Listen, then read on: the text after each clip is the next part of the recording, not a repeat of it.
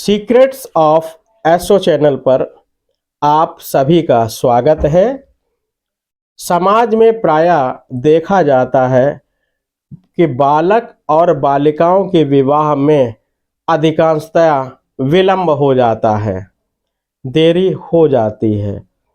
वर्तमान समय काल में बहुत सा युवा वर्ग लेट मैरिज को प्राथमिकता देता है, यानी प्रेफरेंस करता है लेट मैरिज को।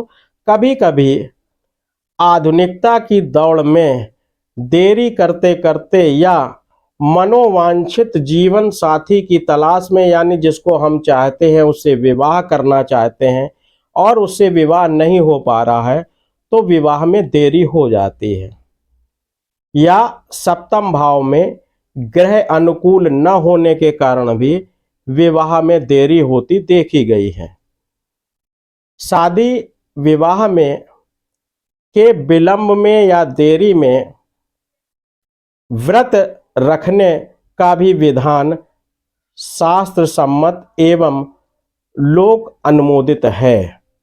रामचरितमानस में वर्णित है कि तपबल रचय प्रपंच विधाता, तपबल विष्णु सकल जग त्राता, तपबल शंभु करहि संघारा और तपबल शेष धरई महिबारा। ऐसी स्थिति में यानी व्रत से ये विलंब, जो शादी में विलंब हो रहा है, को शीघ्रता में हम परिणित कर सकते हैं। ऐसी स्थिति में बालक या बालिका जो भी हैं, दोनों ही अपने अनुकूल व्रत रखकर लाभकारी परिणाम प्राप्त कर सकते हैं। इसमें कोई दो राय नहीं है, क्योंकि भारतीय व्रत तप का ही एक प्रासंगिक संक्षिप्त रूप है। सुयोग्य बालक या बालिका को शीघ्र ही विवाह कर लेना चाहिए। इसके लिए किसी सुयोग्य आचार्य संस्कारी ब्राह्मण से या जो ज्योतिष के विषय में जानता हो उससे निर्देश प्राप्त करने के बाद ही व्रत का चयन करना चाहिए। सोमवार, बृहस्पतिवार और शुक्रवार का व्रत इसके लिए सर्वमान्य है। किस दिन व्रत रखना चाहिए, इसके लिए जन्मांग यानी जन्म कुंडली में का अध्ययन करने के बाद ही इसको प्राथमिकता देना चाहिए। चंद्रमा कमजोर होने पर, चंद्रमा के दूषित होने पर शुक्रवार के व्रत को वरीयता दी जाती है।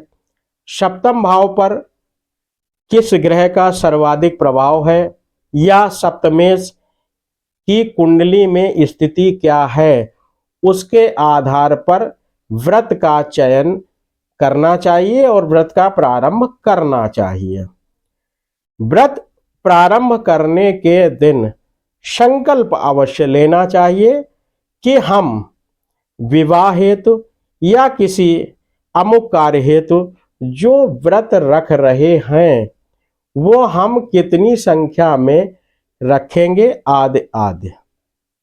विशेष बात यहाँ पर यह है कि विशेष ये ध्यान रखना है कि यदि व्रत प्रारंभ हो जाता है उसके बाद किसी अपरिहार्य कारण से या किसी विशेष परेशानी से व्रत खंडित हो जाता है तो धन, वस्त्र, फल, पुष्प और अन्न आदि को जो भी आपको यथा सामर्थ्य यथा संभव आपके पास वो सुपात्र को दान कर देना चाहिए और व्रत को पुनः प्रारंभ कर देना चाहिए। इसमें कोई दो राय नहीं है।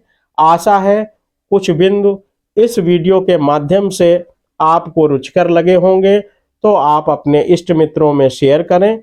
यदि चैनल को सब्सक्राइब न किया हो तो इसे सब्सक्राइब करने का कष्ट करें। धन्यवाद। राम राम।